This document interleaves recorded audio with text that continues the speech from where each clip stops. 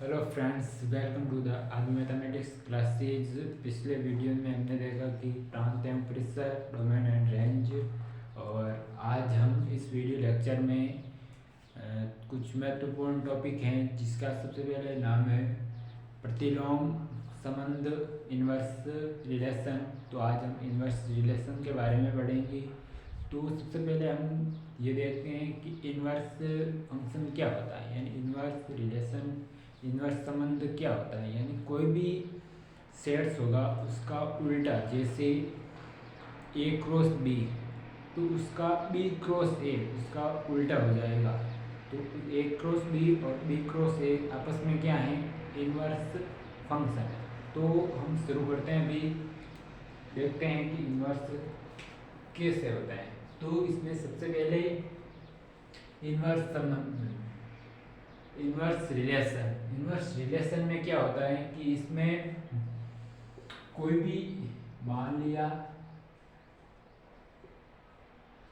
ये कोई सेट्स है, ओके, कोई सेट्स है जिसमें ए बराबर में क्या है, 1 2 3, और बी बराबर में क्या है, पी क्यू और आर। ओके, पी क्यू ही ले लेते हैं, पी क्यू, ये सेट ए और ये सेट बी। तो इसका हम ए क्रॉस बी यानी ए क्रॉस बी निकालते हैं। तो ए क्रॉस बी क्या होता है, 1 से पी, 2 से 1 से क्यू, इस प्रकार से होंगे। तो इनमें से मैं एक अलग को चुन लेता हूँ, यानी एक पी, 2 पी और 2 क्यू, 3 पी, 3 क्यू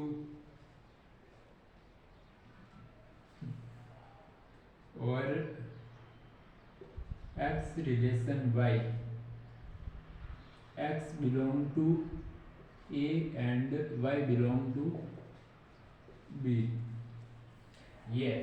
ये कोई एक सेट्स है, आइए कोई सेट्स है जो इसको क्या है, ए क्रॉस बी, इसको ए क्रॉस बी रहने दूंगा मैं, क्योंकि इसमें ये पूरे अवयव नहीं है, इसमें अवयव नहीं है, ए का ए से हो गया, तो ए का क्यू से नहीं है, तो इसमें ए क्रॉस बी नहीं लिखता, मैं सीधा ही लिखता हूँ कि आई ए इज इक्वल टू, ये अवयव है और एक्स एंड वाई रिलेशन है, इसमें X belong to A and Y belong to B, ये कोई फंक्शन है। ओके, तो इसका हमको अब हम इसका ये है ना, ये सेट्स है, इस सेट्स का मुझे निकालना इन्वर्स, यानी इन्वर्स फंक्शन करना है, इन्वर्स सेट्स निकाल। इसके लिए मैं आई ए इन्वर्स कर दिया। इन्वर्स में केवल इतना ही ध्यान रखना कि ये उल्टा हो जाएगा, जैसे पी ए 1p था तो इसमें p1 हो जाएगा, और 2p की जगह ये हो जाएगा q2, p3 और q3। और इसमें y रिलेशन x और x belong to a and y belong to b, ये तो सेम ही रहेगा कि x बिलोंग टू कहाँ पर है, a, यानी इसमें x क्या है, द्वितीय पद, द्वितीय पद कौन सा, 2 2 3 1, तो कौन से belong to a, y belong to b। Okay, परंतु इसका इन्वर्स निकालने के लिए ये अलग हो जाएंगे, इसमें अवयव, ये 3p की जगह p3। ओके, इस प्रकार से इन्वर्स हम निकाल सकते हैं। और इसमें खास बात क्या है कि इन्वर्स फंक्शन में है ना, जैसे कोई भी ये सेट्स है, इस सेट्स में, इस सेट्स मतलब आई ए, ये क्या सेट्स है, आई ए, इस सेट्स का प्रांत क्या होगा, आई ए का प्रांत, आई ए का प्रांत, आई ए का मतलब आई ए, ये सेट्स हैं, इस सेट्स का प्रांत क्या होगा, प्रांत क्या होगा, 1 2 3, 1 2 3। ओके, 1 2 3 इसका प्रांत है।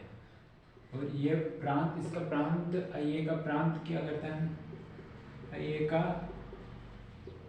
प्रांत belong to A, belong to A, I A का भी प्रांत है ना जो बिलोंग टू ए से बिलोंग करता है। और आई ए का परिसर यानी रेंज, आई ए की रेंज क्या है इसमें, पी क्यू, पी क्यू, और पी क्यू क्या बिलोंग टू आई ए की रेंज बिलोंग टू बी। ठीक है, आई ए का प्रांत क्या है, ए बिलोंग टू ए, और आई ए का range belong to B. Okay, अब इसमें यह बात है कि आई इनवर्स, इनवर्स फंक्शन है ना, इनवर्स ये सेट्स है ना, इस इनवर्स में क्या होगा, इसमें इसका परिसर क्या होगा, इसका परिसर क्या होगा, इसका पहले प्रांत देखें, प्रांत क्या होगा, पी पी क्यू क्यू, इसका प्रांत क्या है, पी एंड क्यू, इसमें प्रांत क्या है, पी एंड क्यू, ये बिलोंग टू क्या करता है, रेंज है इसकी, आई ए की रेंज क्या है, पी क्यू, और इसमें आई इनवर्स का प्रांत क्या है, पी क्यू, इसकी रेंज और इसका प्रांत क्या होगा, बराबर होगा। तो मैं यहाँ पर लिख देता हूँ कि आई ए की रेंज इक्वल होती है आई ए इनवर्स का डोमेन, यानी आई ए की रेंज, इसकी रेंज पी क्यू, और आई ए इनवर्स की डोमेन, इसका डोमेन क्या है, पी पी क्यू, यानी पी क्यू इसका डोमेन, यानी ये और ये इसका डोमेन और इसकी रेंज बराबर होगी। इसी प्रकार आई ए का क्या है, डोमेन इक्वल होता है आई इनवर्स ए का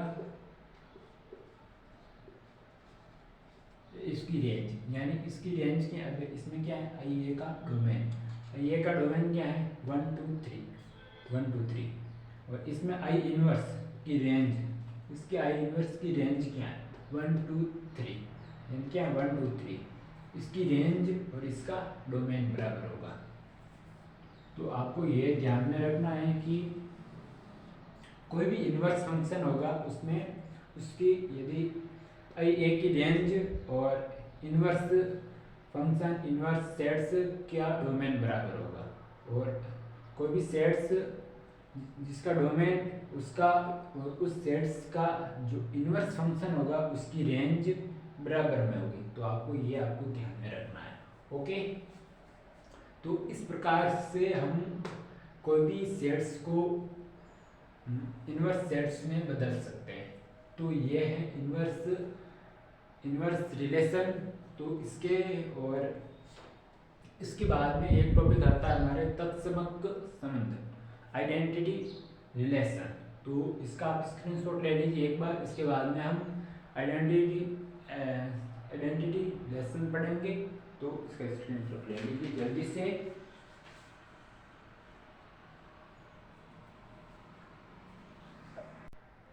तो इसके बाद में आ गया आइडेंटिटी रिलेशन, तत्समक अवयव, तत्समक संबंध।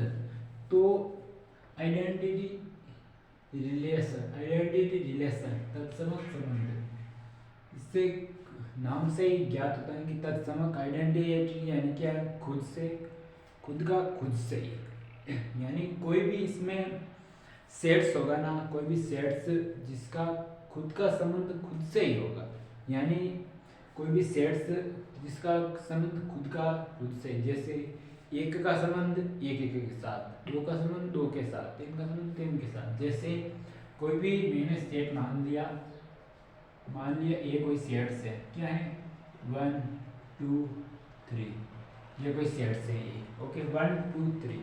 अब इसमें है ना सेट मान लिया कोई मैंने आई ए मान लिया मैंने, कोई इसमें संबंध है, क्या है ए,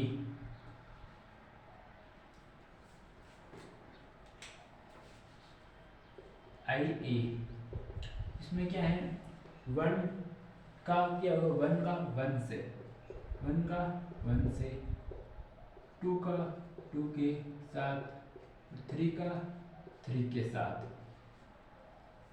इस प्रकार के कोई भी संबंध हो गया ना जिसका खुद के साथ, उसको है ना आइडेंटिटी एलिमेंट कहते हैं।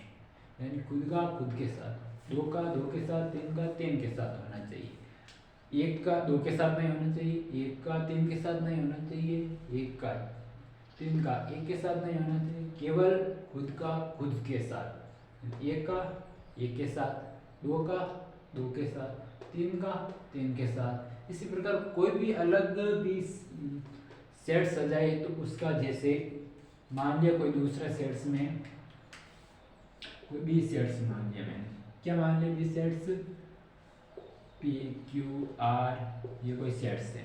ओके, इस सेट्स का आइडेंटिटी एलिमेंट क्या होगा, इसका आइडेंटिटी सेट्स पी का पी के साथ, क्यू का क्यू के साथ, आर का आर के साथ। इस प्रकार के कोई भी सेट्स होंगे ना, उसको सेट्स को आइडेंटिटी सेट्स कहते हैं। Okay, identity sets. और इसमें एक खास बात है, क्या खास बात है कि इसमें जैसे हमने देखा था पीछे कि प्रतिलोम संबंध है ना, उसमें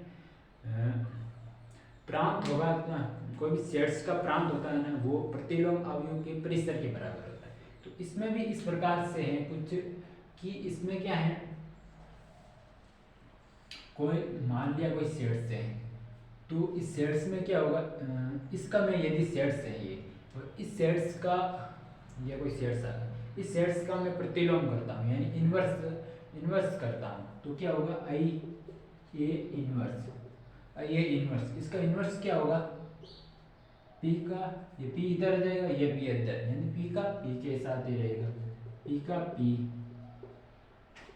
इसी प्रकार क्यू का क्यू के साथ पी रहेगा, आर का आर के साथ ही रहेगा, यानी इस पी को मैं इधर रहूँगा, इस पी को इधर रहेगा, तो पी का पी, इसको क्यू को इधर, इस क्यू को इधर, क्यू का क्यू, आर का आर। यानी इसमें भी अब क्या है कि आई ए का डोमेन, इसका डोमेन क्या होगा, इसका डोमेन क्या है, पी क्यू आर, इसका डोमेन पी क्यू आर। इसका डोमेन क्या है, इसका डोमेन भी पी क्यू आर ही है। आई इनवर्स का डोमेन भी पी क्यू आर है। और क्या खास बात है इसमें कि आई ए का रेंज बराबर में गया, आई इनवर्स की रेंज, आई ए की रेंज क्या है, पी क्यू आर, इसमें भी पी क्यू आर। और क्या खास बात है इसमें कि इसमें रेंज और डोमेन क्या होंगे, बराबर होंगे। यह खास बात जरूरी है कि इसमें रेंज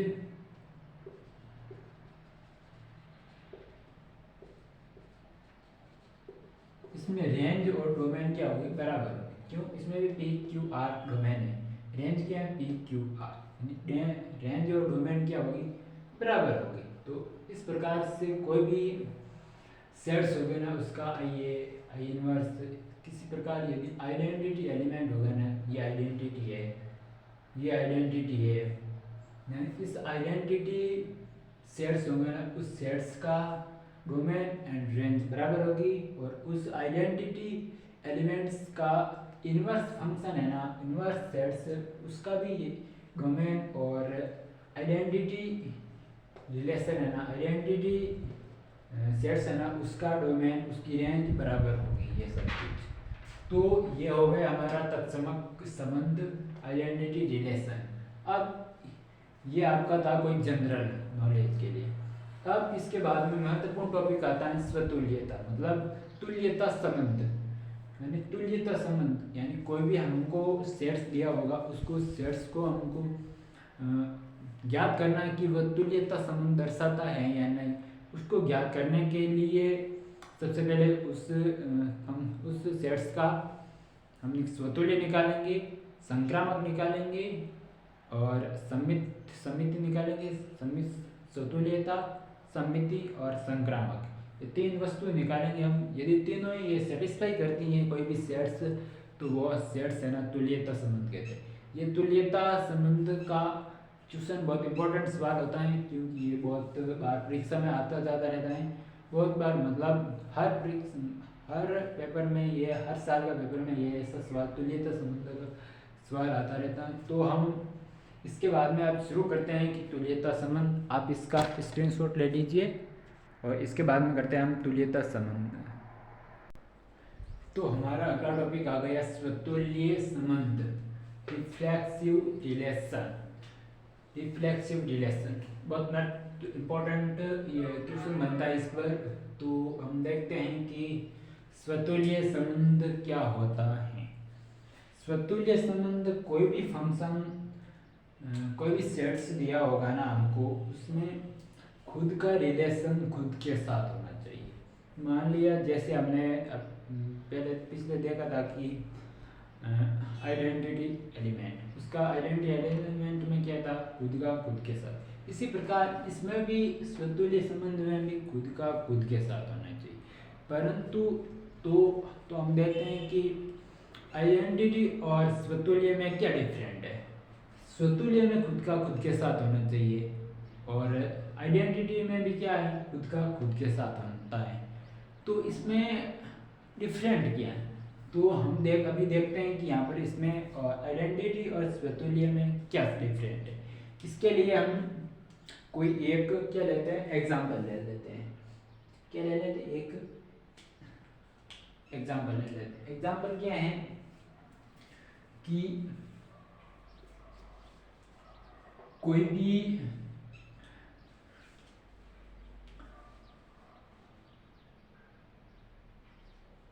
एक्स,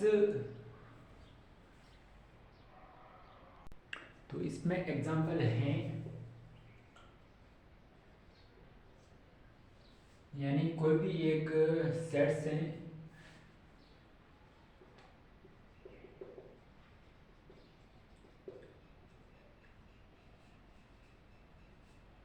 कोई भी सेट्स है जिसमें n संख्याओं का कोई सेट्स है, मतलब कोई प्राकृत संख्याओं का सेट है। मान लिया कोई, मैं लिखता हूँ कोई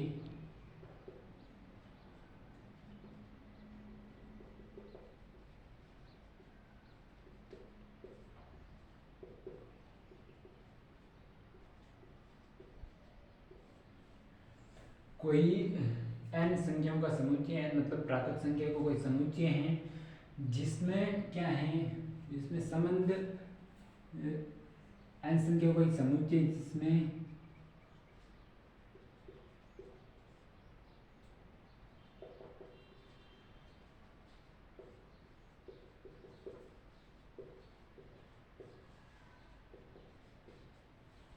यानी कोई n संख्याओं का समुच्चय जिसमें संबंध r इस प्रकार है कि x रिलेशन y, x और y में रिलेशन इस प्रकार है कि x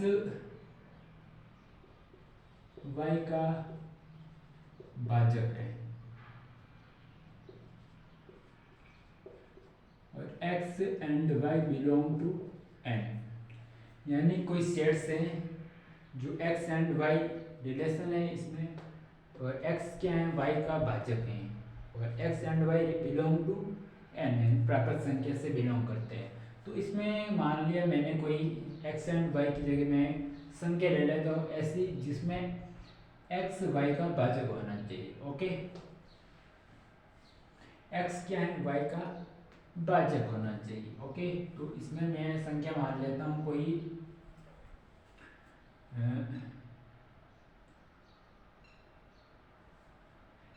इसमें क्या x, ये देखो यहाँ पर x क्या है, y का भाजक है, यानी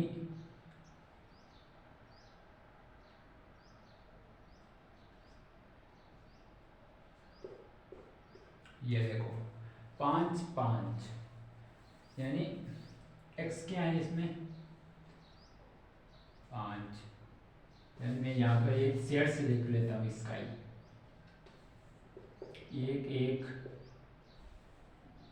1 2 1 3 2 2 3 3, इस प्रकार के कोई सेट्स हैं। ओके, इसमें क्या है, एक्स वाई का भाजक है, एक्स वाई का भाजक है, एक्स वाई का भाजक है, एक्स वाई का भाजक है, एक्स वाई का भाजक है। तो इसमें हमको देखना है कि स्वतुल्य है। स्वतुल्य में क्या है, एक्स वाई का भाजक है, X and Y belong to R. तो इसमें क्या है, एक्स 1 का 1 के साथ, 2 का 2 के साथ है, 3 का 3 के साथ है, यानी कोई भी ए है, 1 2 3।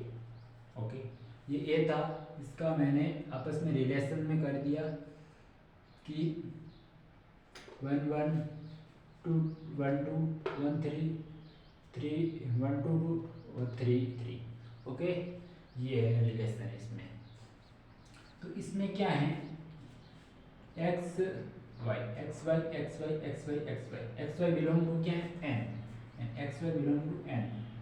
यहाँ पर एक्स वाई बिलोंग टू क्या है मेरे पास, एक्स रिलेशन वाई, और X and Y belong to A. Okay, तो मैं केवल आपको इतना ही समझाने की कोशिश करता हूँ कि एक्स वाई का भाजक है। तो प्रत्येक संख्या अपनी भाजक, मतलब प्रत्येक संख्या यानी अपना खुद का भाग, प्रत्येक संख्या में अपने खुद का भाग जाता है। मतलब 5 का भाग 5 में जाता है, यानी 5 का 5 के साथ क्या होगा, स्वतुल्य। और भी मतलब जितनी कितनी भी प्राकृत संख्या है उसका खुद का खुद के साथ होता है। 2 का 2 के साथ, 3 का 3 के साथ, 10 का 10 के साथ, 50 का 50 के साथ, यानी तो खुद का खुद के साथ होता है।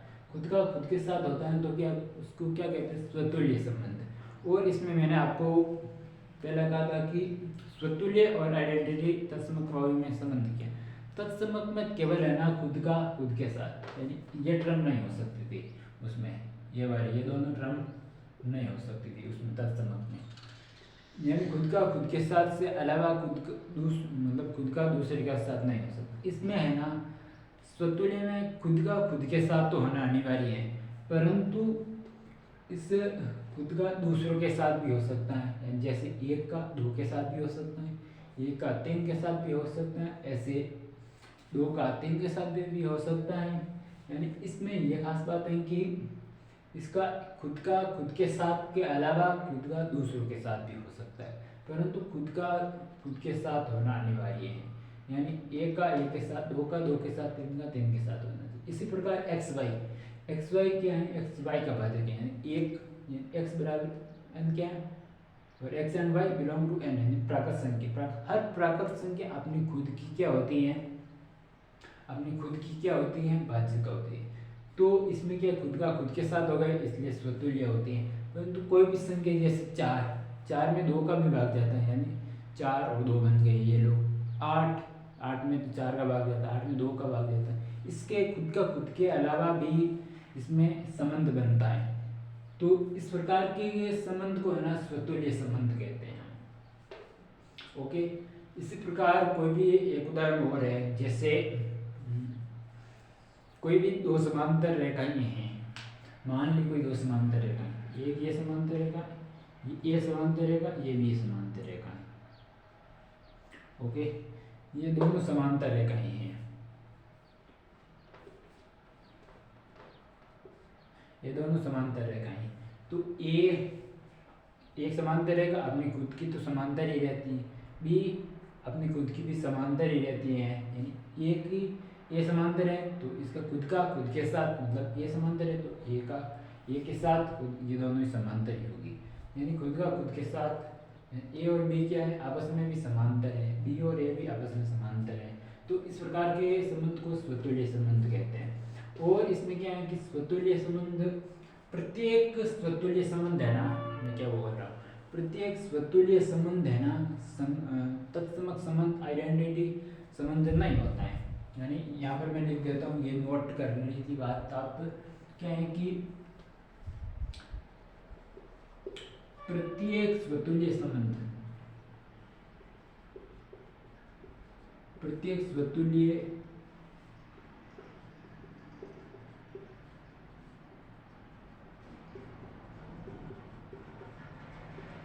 यानी प्रत्येक स्वतुल्य तत्समक नहीं होता है, प्रत्येक स्वतुल्य तत्समक नहीं होता है, यानी कोई भी हो भी सकता है, मतलब प्रत्येक नहीं होता है। यानी यदि मैं इसको इन दोनों टर्म को इसमें यानी स्वतुल्य में इसको नहीं लिखता तो भी यानी यह स्वतुल्य भी होता, परंतु हर स्वतुल्य है ना, हर स्वतुल्य तत्समक नहीं होता है, परंतु प्रत्येक तत्समक है ना, प्रत्येक तत्समक अवयव तो वो है ना स्वतुल्य होता है, क्योंकि इसमें खुद का खुद के साथ तो होना ही अनिवार्य है, दूसरा भी हो सकता है। तो क्या है, प्रत्येक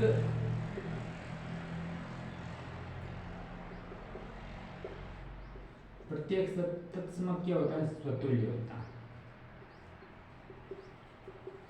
ये इसमें खास बात है कि प्रत्येक स्वतुल्य तत्समक नहीं होता है और प्रत्येक तत्समक स्वतुल्य होता है।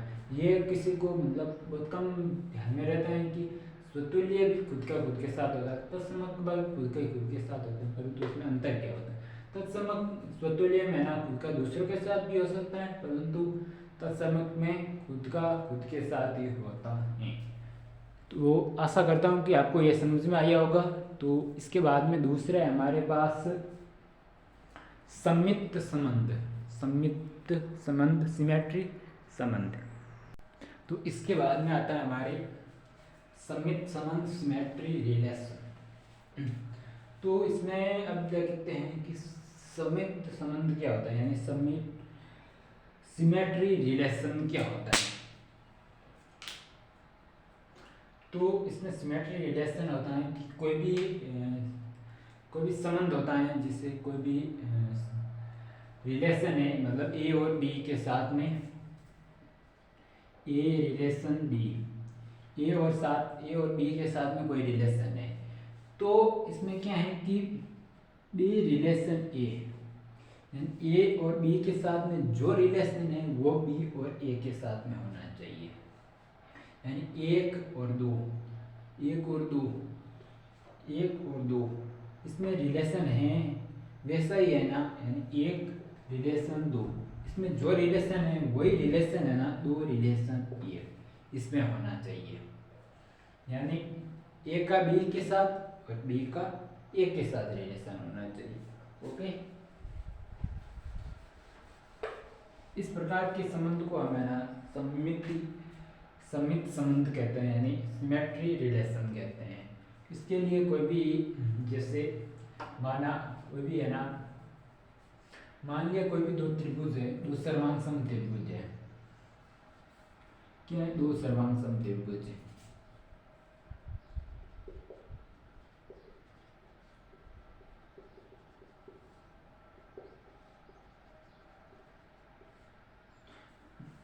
कोई भी दो सर्वांग समत्रिभुज है। ओके, तो दो सर्वांग समत्रिभुज है, तो एक त्रिभुज दूसरे के साथ में क्या है, सर्वांग सम है, मतलब मान लिया ये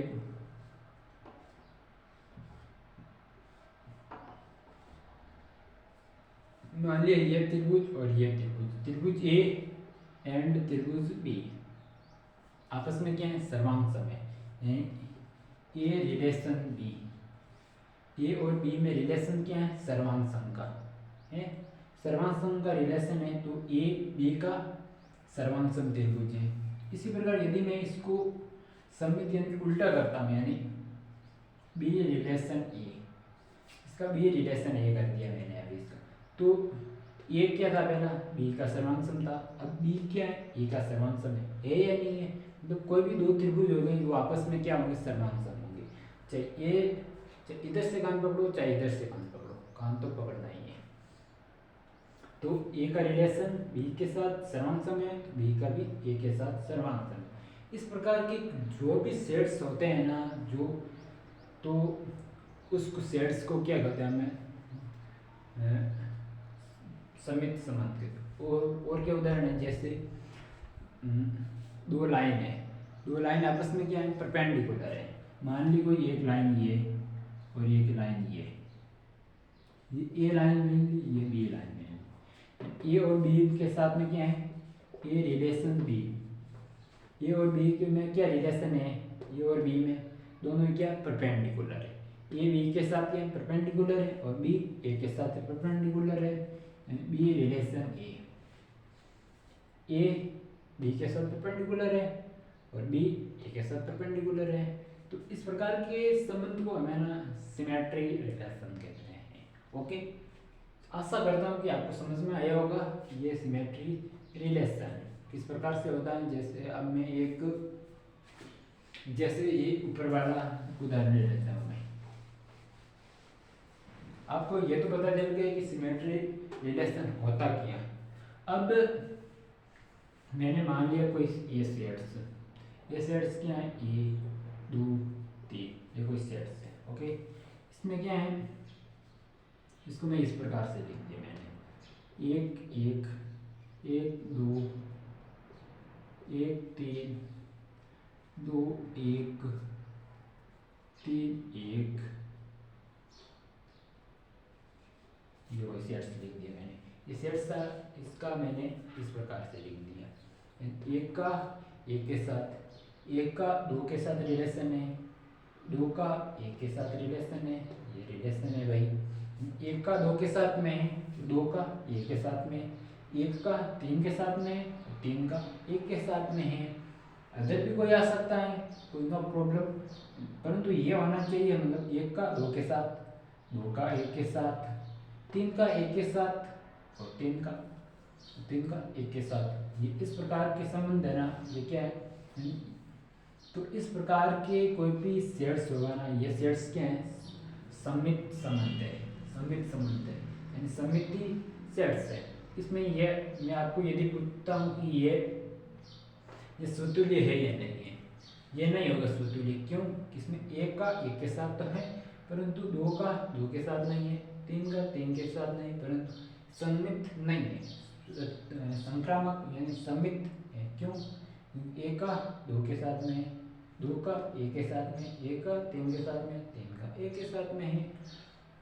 और जरूरी नहीं है कि ये भी आना चाहिए 2 का 3 के साथ। यदि मैं ऐसे लिख देता, तो यदि मैं इसको 2 का 3 के साथ, तब ये सममित होता है या नहीं होता? नहीं होता। क्यों?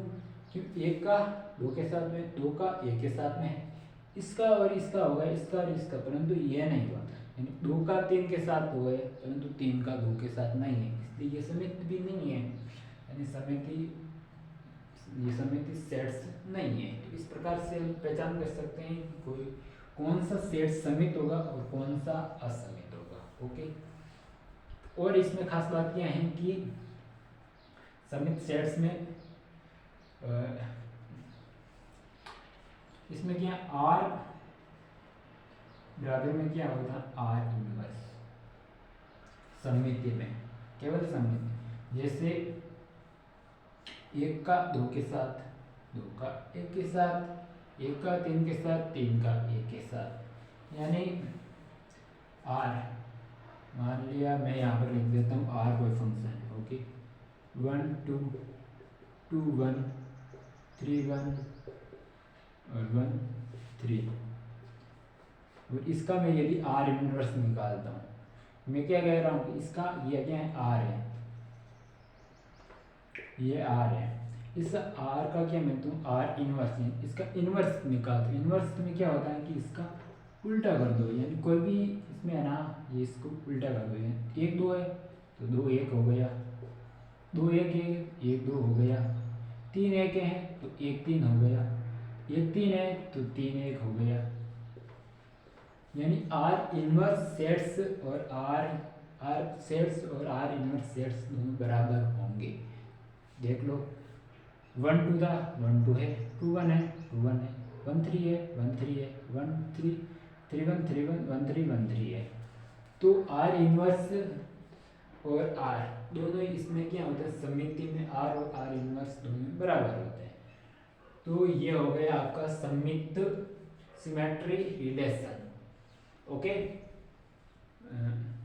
इसके बाद में अब हम तीसरा है प्रतिसम्मित संबंध, वो देख लेते हैं। थोड़ा इम्पोर्टेंट कमी है, परंतु तो भी हम एक बार देखकर चलते हैं कि प्रतिसम्मित संबंध क्या होता है।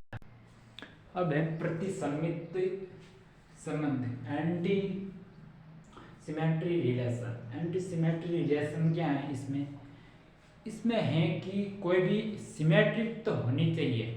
इसमें प्रत्येक, इसमें क्या है कि प्रत्येक सिमेट यानी प्रत्येक प्रतिसमित संबंध है ना, वो यानी प्रत्येक प्रतिसमित संबंध सिमेट्री होगा यानी समित होगा, परंतु सभी समित संबंध है ना प्रतिसमित नहीं होते हैं।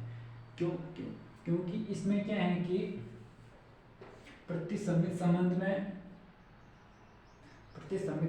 में ए का बी के साथ में रिलेशन होना चाहिए। ए का बी के साथ में रिलेशन है तो बी का ए के साथ में भी रिलेशन है। यदि ए का बी के साथ है तथा बी का ए के साथ है तो इसमें ए और बी का रिलेशन बी बराबर होना चाहिए। जैसे ए रिलेशन बी, ए और बी में रिलेशन है तो बी रिलेशन ए का बी के साथ रिलेशन, बी का ए के साथ रिलेशन है तो ए बराबर में बी, तो ए और बी बराबर होने चाहिए। ये इसमें खास बात है। ये इसमें समित में क्या था, ए का बी के साथ, बी का ए के साथ, इतना ही था समित में। और इसमें प्रतिसमित में क्या है, ए का बी के साथ और बी का ए के साथ में के अलावा ई का ए बराबर में बी भी होना चाहिए। जैसे कोई भी समुच्चय है, समुच्चय आर में क्या है, समुच्चय एन यानी कोई भी एक समुच्चय है एन प्राकृत संख्या का समुच्चय जिसमें x प्लस में y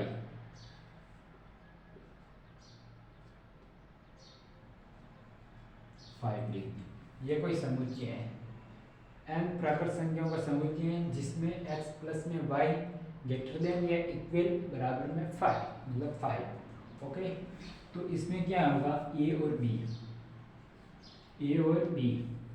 यानी इसमें क्या x रिलेशन y है। ओके, x रिलेशन y, तो इसमें क्या है x और y से बड़ा होना चाहिए 5 से। ओके, तो मैं यहाँ पर x लिख देता हूँ कि 1 और y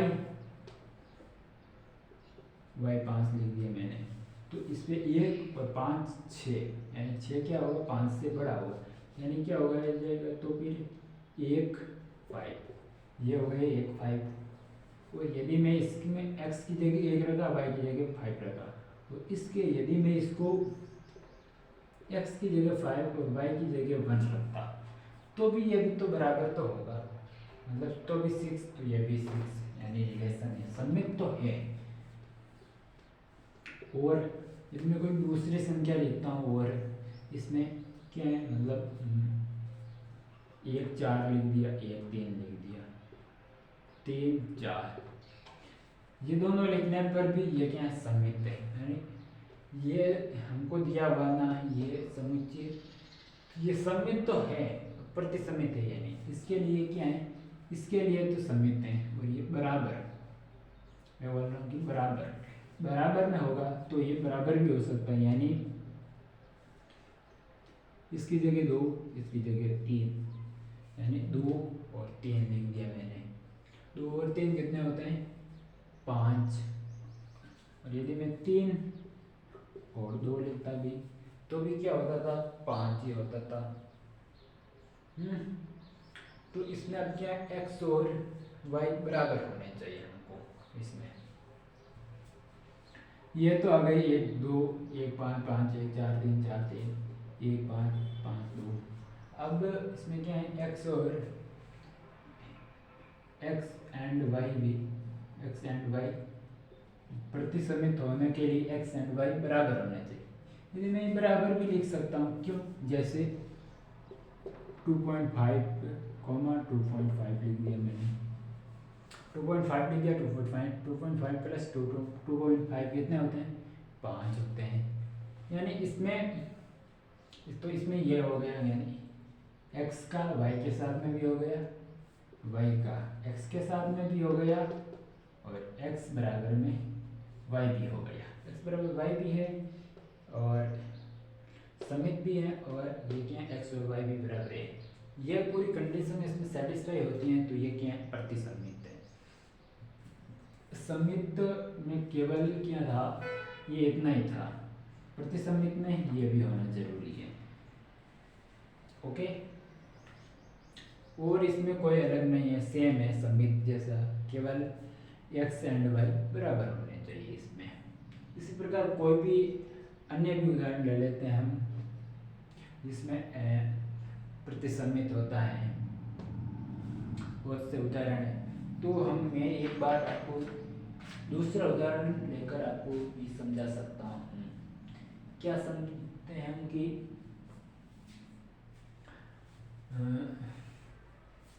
x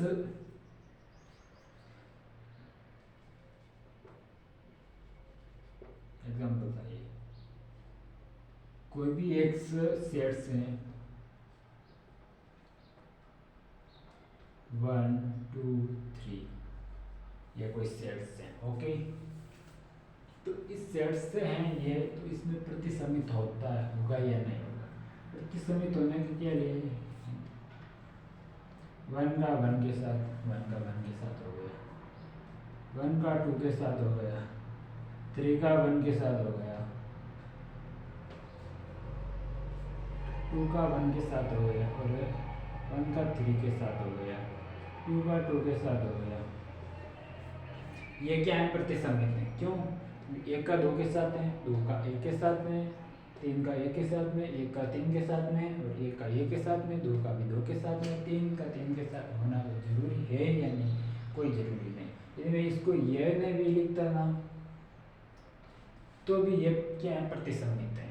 क्योंकि इसमें 1 का 1 के साथ है, खुद का खुद के साथ है, 1 का 2 के साथ में, 3 का 1 के साथ में, यानी समित तो है ही है, और खुद का खुद के साथ में, यानी इसमें 2 का 2 के साथ में भी आएगा, सॉरी 2 का 2 के साथ में भी आएगा, और 3 का 3 के साथ में भी आएगा। ये इस प्रकार के सेट्स को क्या कहते हैं, प्रतिसमित सेट्स कहते हैं। ओके, इससे ये कोई खास नहीं है, प्रतिसमित स्वतुल्य संबंध ज्ञात करने के लिए ये कोई खास नहीं है, ये हमको ज्ञात नहीं करना है। और अब इसके बाद में आता है हमारा संक्रामक संबंध। तो हमारा आ गया संक्रामक संबंध, ट्रांसिटिव रिलेशन, संक्रामक संबंध। तो अब हम देखते हैं कि संक्रामक संबंध क्या होता है। संक्रामक संबंध में क्या है कि कोई भी सेट्स होगा ना, कोई भी फलन, कोई भी संबंध, तो ए और बी में कोई संबंध है, बी और सी में संबंध है, तो ए और सी में भी संबंध होना चाहिए।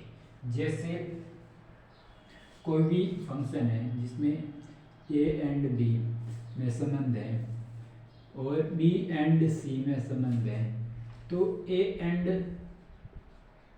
सी में भी संबंध होना चाहिए। यदि ऐसा हुआ तो संक्रामक है, यदि ऐसा नहीं हुआ, यदि ए और सी नहीं है तो संक्रामक नहीं है। ओके, तो इसको करने के लिए हम एक एग्जाम्पल लेकर सोल्व करते हैं, अच्छी तरह से समझ में आएगा एग्जाम्पल से। एग्जाम्पल क्या है इसमें कि कोई भी माना मैंने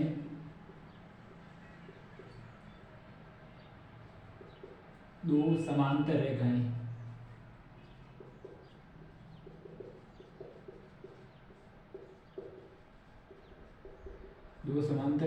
L1 व L2 है।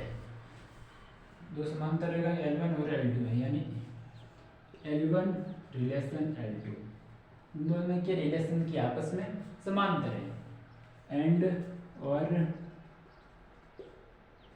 L2 व L3 भी आपस में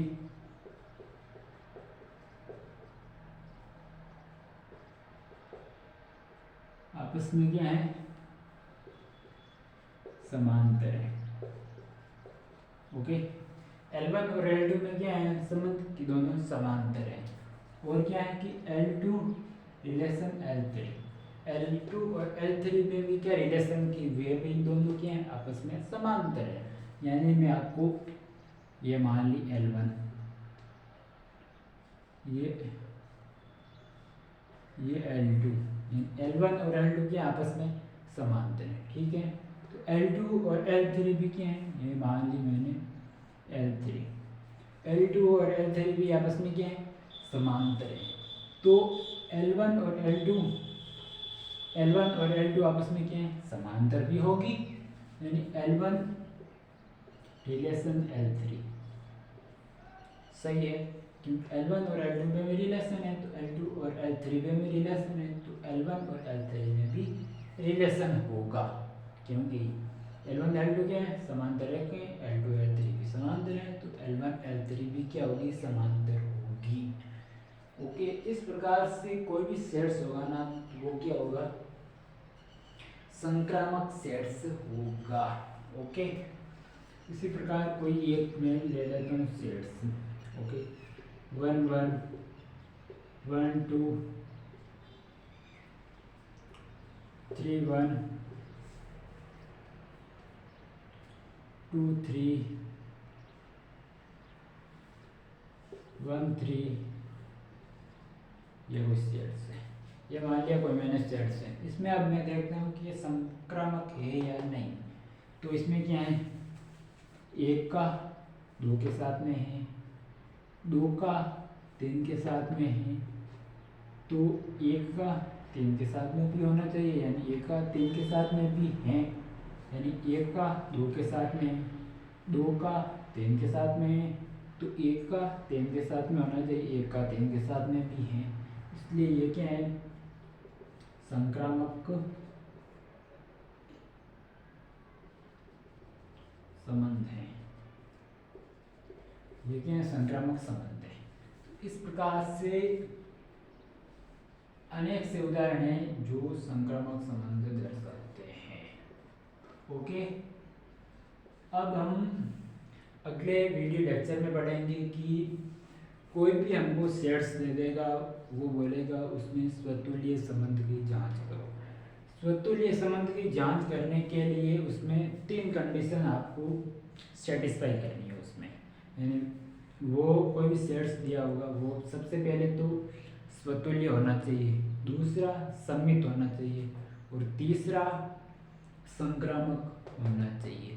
यदि ये तीनों उस सेट्स में कंडीशन अप्लाई हो रही हैं तो वह स्वतुल्य संबंध है, दर्शाता है सेट्स। यदि इन तीनों में से, यानी स्वतुल्य, सममित और संक्रामक, इन तीनों में से कोई भी एक यदि उस सेट्स को सेटिस्फाई नहीं करती हैं तो वह संक्रामक यानी स्वतुल्य संबंध नहीं दर्शाता है। ओके, और हम स्वतुल्य यानी तुल्यता संबंध दर्शाने के लिए अगली क्लास में हम पढ़ेंगे किस प्रकार से होता है, सेट लेंगे, इसके एग्जाम्पल करेंगे कि किस प्रकार स्वतुल्य संबंध दर्शाते हैं।